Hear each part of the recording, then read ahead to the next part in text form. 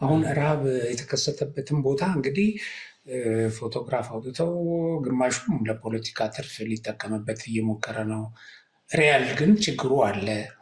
አሁን ይሄ ቲፒኤልኤፍ የሚባል ድርጅት ተፈናቃዮች ወደ ቦታቸው እንዳይመለሱ አግቶ ይዞ እሱ 200,000 ሰራዊት እየቀለበ 200,000 ሰራዊት ገንዘብ እየከፈለ ወርቅ እየነገዱ ግን ሰዎችን ግን እየተራቡ ነው ያሉት። አሁን አስከፊ እንትን እየታየ ነው። እና እንደው እዚህ ላይ እንዴት ነው የምታዩት? እንዴት ነው የሚከታተሉት እርሱ? ሰው ካልሰራ፣ ገበሬው ካላረሰ፣ ነጋዴው ካልነገደ፣ አስተማሪው ካላስተማረ፣ ሌላው ሲቪል ሰርቫንት፣ ሌላው ሰራተኛ ካልሰራ የሚበላም የሚጠጣም አይኖርም። ሁሉ መስራት አለበት፣ ማፍራት አለበት።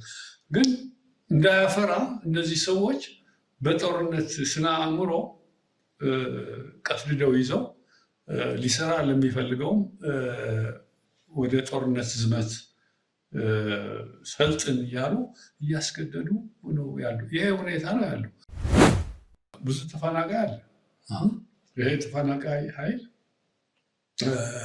ወደ ቦታው እንዲመለስ ሁሉም ሰው ይፈልጋል፣ መፍትሄ እንዲያገኝ። እስካሁን ድረስ ስንት ዓመት ነው? 3-4 ዓመት፣ 4ኛው ዓመቱ ነው ተፈናቅሎ ከቀየው ርቀው የሚኖሩ። እዛ እንዲመለስ መንግስት ጥረት ሲያደርግ፣ ፌዴራል መንግስት ጥረት ሲያደርግ የቲፒኤልኤፍ ኃይሎች አብረው ካልሄዱ፣ አብረን ካልተመለስ፣ እሱ ካላስተዳደርን አይሆንም እንዲሉ እነሱ ካድሬ ውስጥ አስገብተው ማለት ነው እንዲሉ እያደረገ ያንን አቅዶታል።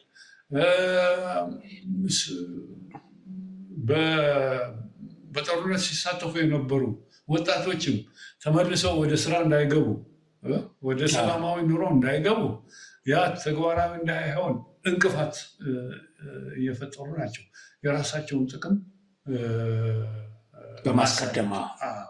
ስለዚህ አሁንም በብዙ መንገዱ ህዝቡ ተወጥሮ ተይዘዋል። ቅድም እንዳነሳሁት እስከ ታች እስከ ቀበሌ ድረስ የራሳቸው ካድሬዎች መዋቅር ፈጥረው 5 ለ1 የሚለው ድሮ የተመሰረተ እሱን ህይወት እየዘሩ በየጊዜው እሱም ተጠቃሚ ስለሆነ ከሚዘርፉት ወርቅ እምቢ የሚል የሚቃወም ካለ ደግሞ ሰውን እየገደሉ እያጠፉ ዘረፋ ነው ያለው።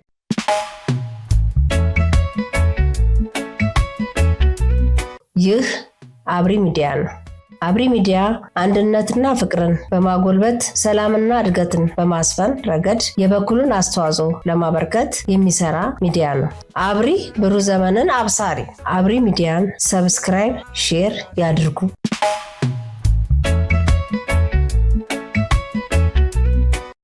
በጦርነት ተወልዶ በጦርነት ውስጥ ያደገውና በጦርነት እስትንፋሱ እንድትወጣ የፈቀደው ህወሓት ዛሬም የትግራይን ህዝብ ለጦርነት እያዘጋጀ ነው። ዛሬም ለስልጣን ብሎ ለጥቅም ብሎ እየዘረፈ ለሚኖርባት ሀገር ብሎ የትግራይን ህዝብ ለረሃብ እየዳረገ ነው። የትግራይን ህዝብ ለረሃብ ዳርጎ ደግሞ በረሃብ የሚሞተውን የትግራይ ህዝብ ለፖለቲካ መጠቀሚያ በማድረግ ህዝቡ በጦርነት እየሞተ ስለሆነ ይህንን ተዋግቼ እቀይረዋለሁ እያለ ደግሞ በሌላ በኩል እያስፈራራ ነው። ህወሓት ለተፈናቃዮች የሚሰጠውን እህል ለሰራዊት እየመገበ ህዝቡን አስርቦ እንደገና የህዝቡን መራብ ደግሞ ፌዴራል መንግስቱን ህዝቡን አስርቦብኛል እና ዓለም ይወቅልኝ፣ ይህንን ለመቀየር ደግሞ ወደ ጦርነት እገባለሁ ብሎ እያስፈራራ ነው። የህወሓት ባለስልጣናት ይህንን መግለጫ ሰጥተዋል። በጣም በሚያሳዝን ሁኔታ እና ህዝብ የዕለት ደራሽ ምግብ በሚያስፈልግበት ጊዜ እነሱ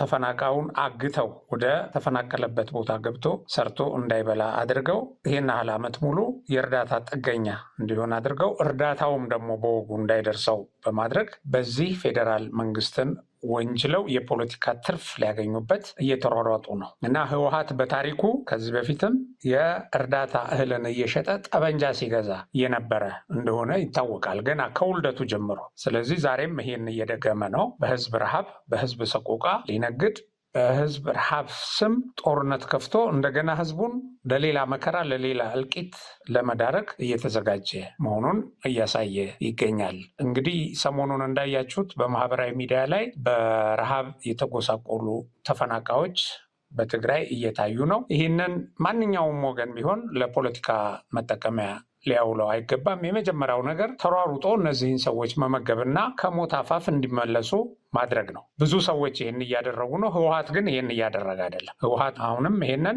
ለጦርነት ነጋሪት እየጎሰመበት ነው። አሁንም እነዚህን ያገታቸውን ሰዎች ለቆ ወደ ተፈናቀሉበት ቦታ ገብተው ዘላቂ መፍትሄ እንዲያገኙ ከማድረግ ይልቅ ህወሓት ድርጅቴ አብሮ ካልገባ በፍጹም ከዚህ አልነቃነቅም በሉ እያለ እስከ እስትንፋሳቸው መውጫ ድረስ እየነገደባቸው በሞታቸው ሊያተርፍባቸው እየሞከረ ነው። ለማንኛውም አሁን ችግር ተከሰተ የተባለበት አካባቢ የህጻጽ ተፈናቃዮች እርዳታ በተሟላ ሁኔታ ሲላክላቸው እንደቆየ በአደጋ መከላከል ዝግጁነት በኩል መግለጫ ተሰጥቷል። ከፌዴራል መንግስት እርዳታ በየጊዜው ያለማቋረጥ ለየመጠለያ ጣቢያዎቹ ሲደርስ ነበር። ይሄም አሁን ረሃብ ተከሰተ የተባለበት የህጻጽ ተፈናቃዮች ካምፕም እዚህ በግራፉ ላይ እንደምታዩት በምስል ከመስከረም ጀምሮ እስካሁኑ ወር ድረስ የተላከ እህል በግራፍ ተቀምጧል እዚህ ዝርዝሩ እና የህወሓት ልብ ግን ለእናቶችና ለህፃናት እንኳን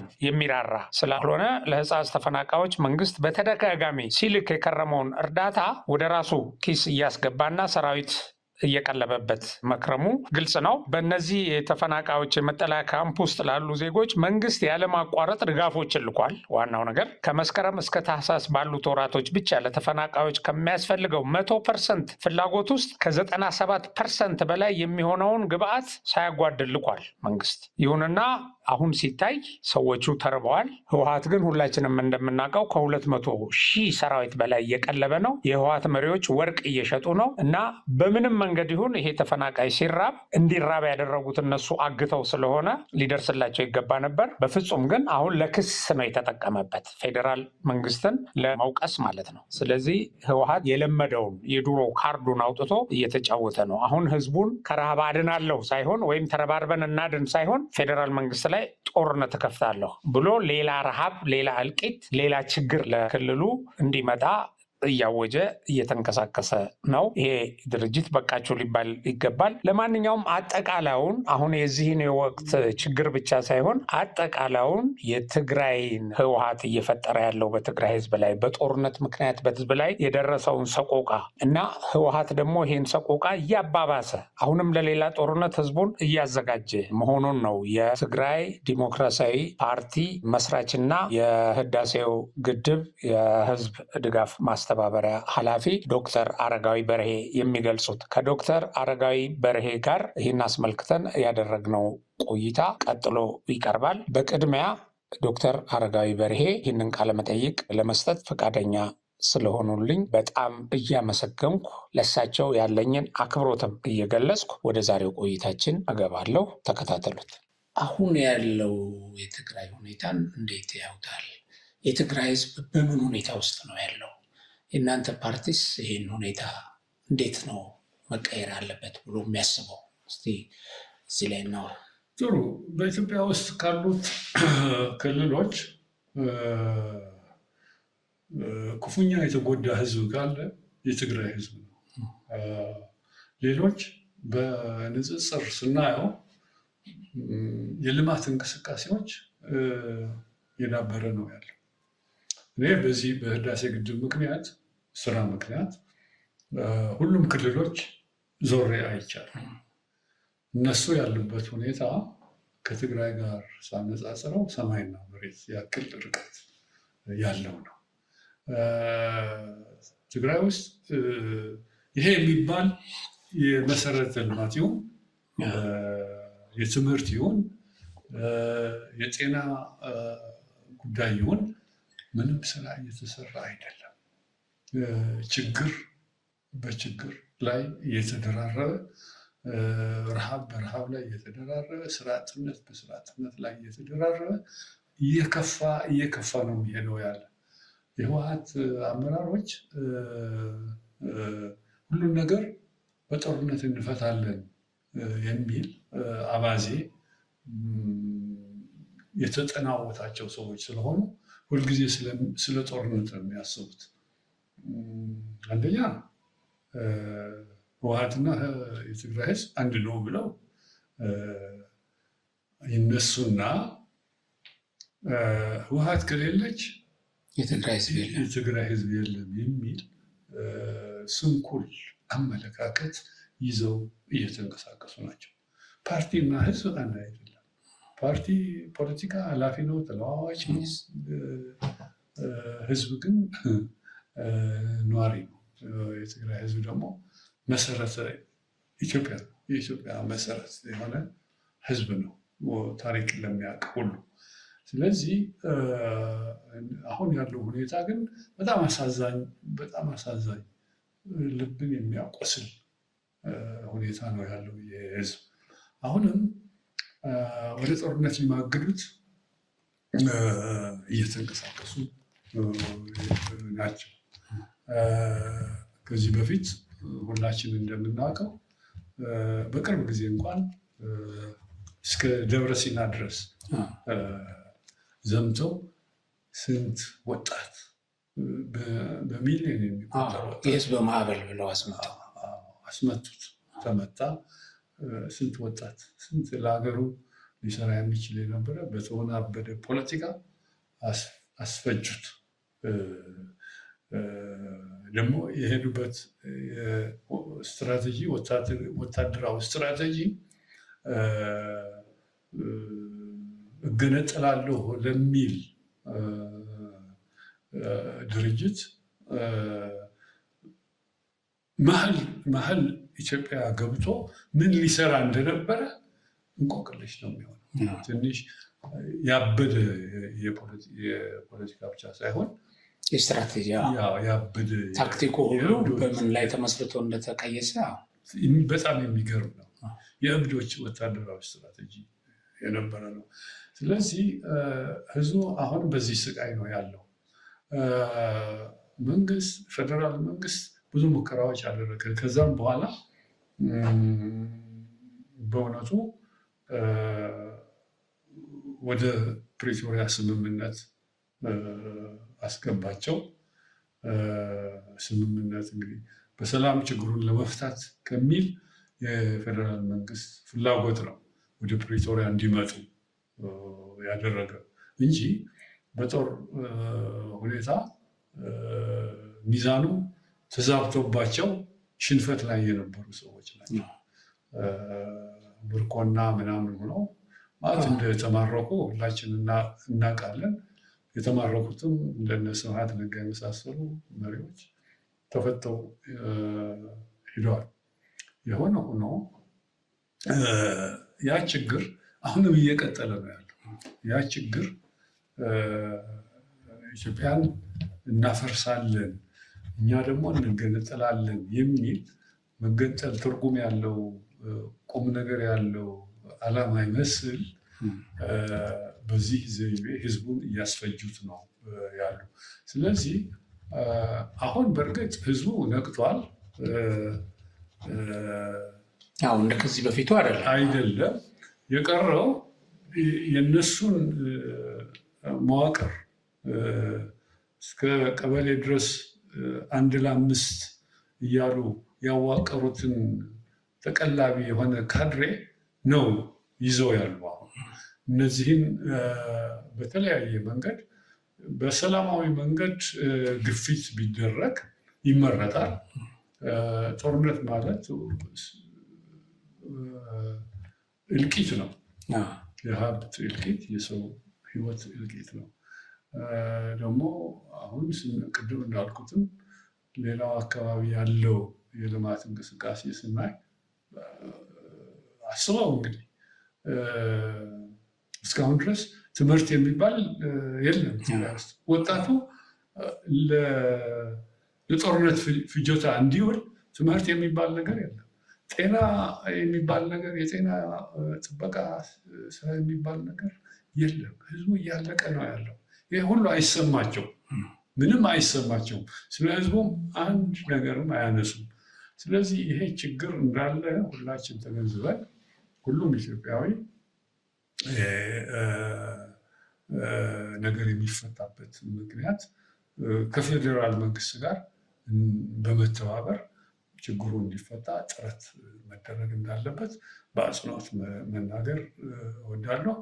ያለበት ሁኔታ የህዝቡ ሁኔታ ግን በጣም የሚዘገን ማለት እንኳን ትንሽ አሁን ረሃብ የተከሰተበትን ቦታ እንግዲህ ፎቶግራፍ አውጥተው ግማሹም ለፖለቲካ ትርፍ ሊጠቀምበት እየሞከረ ነው። ሪያል ግን ችግሩ አለ።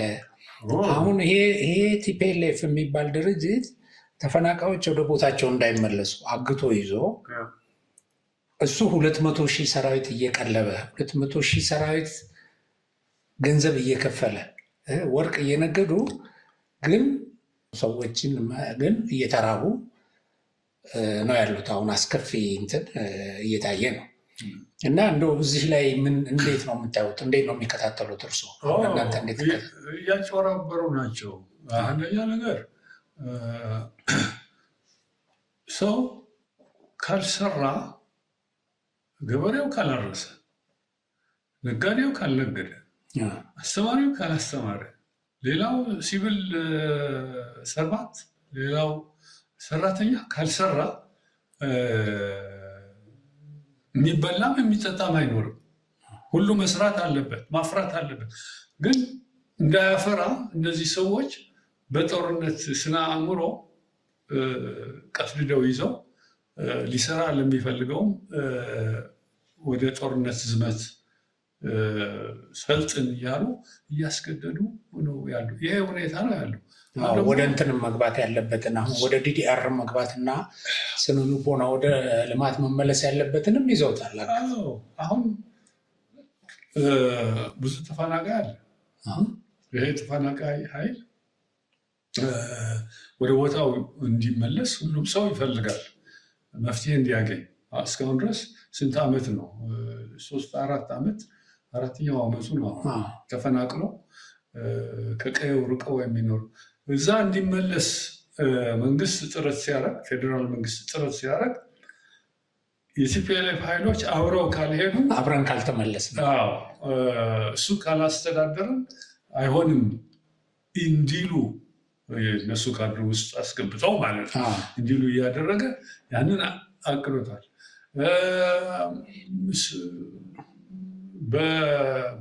በጦርነት ሲሳተፉ የነበሩ ወጣቶችም ተመልሰው ወደ ስራ እንዳይገቡ፣ ወደ ሰላማዊ ኑሮ እንዳይገቡ፣ ያ ተግባራዊ እንዳይሆን እንቅፋት እየፈጠሩ ናቸው፣ የራሳቸውን ጥቅም በማስቀደም። ስለዚህ አሁንም በብዙ መንገዱ ህዝቡ ተወጥሮ ተይዘዋል። ቅድም እንዳነሳሁት እስከ ታች እስከ ቀበሌ ድረስ የራሳቸው ካድሬዎች መዋቅር ፈጥረው 5 ለ1 የሚለው ድሮ የተመሰረተ እሱን ህይወት እየዘሩ በየጊዜው እሱም ተጠቃሚ ስለሆነ ከሚዘርፉት ወርቅ እምቢ የሚል የሚቃወም ካለ ደግሞ ሰውን እየገደሉ እያጠፉ ዘረፋ ነው ያለው። ህዝቡ እየተዘረፈ ነው ያለው። በፍርሃት ተሸማቆ እንዲኖር እያደረጉ ነው ያለው። ግን በዚህ መልክ መቀጠል አይችሉም።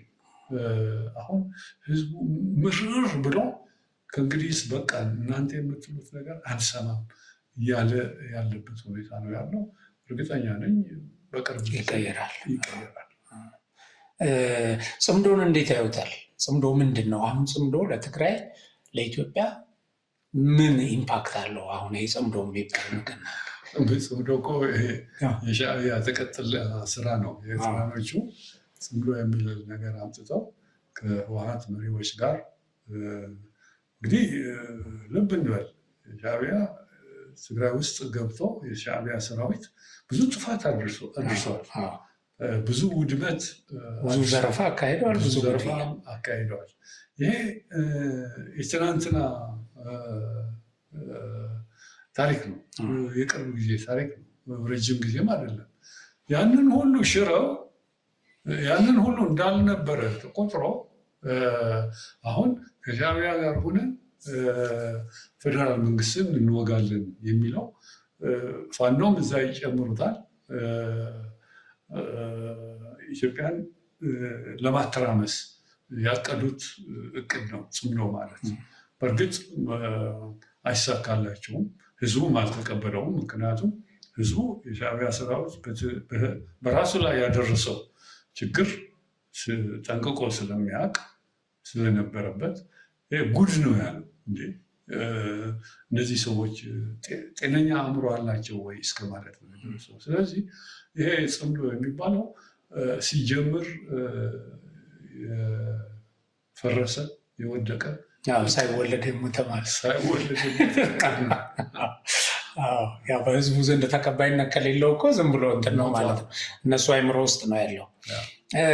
እንግዲህ ለማጠቃለያው አሁን የትግራይ ህዝብ በታሪክም በሃይማኖቱ በዚህ በማህበራዊ በሁሉም ነገር ኢትዮጵያዊነቱ ከፍ ያለ ነው። እንግዲህ እኛ ከልጅነታችን ጀምሮ በምናውቀው ደረጃ ማለት ነው። ስለዚህ አሁን ይሄ እንገንጠል እያሉ የሚያነሱ ሰዎች ትግራይን ከኢትዮጵያ ውጭ የሚያስቡ የእነሱ ጥቅም ስለቀረ አሁን እንግዲህ ሰው እንደሚያውቁት የህዳሴ ግድብን የዘረፈው ሰው አንዱ ክንፈ ዳኘው ነው። ጀነራል ያደረገችው ኢትዮጵያ ነች። አሁን ሰው ታስሮ ሁሉ ምህረት የተደረገለት እንግዲህ በዚያ ሁሉ ወንጀል ሳይጠየቅ ማለት ነው። አሁን ሰሞኑን እንደሱ አይነት ሰዎች አሁን እንገንጠል የሚል ነገር ሲያነሱ ምን ይሰማዎታል እርሱ?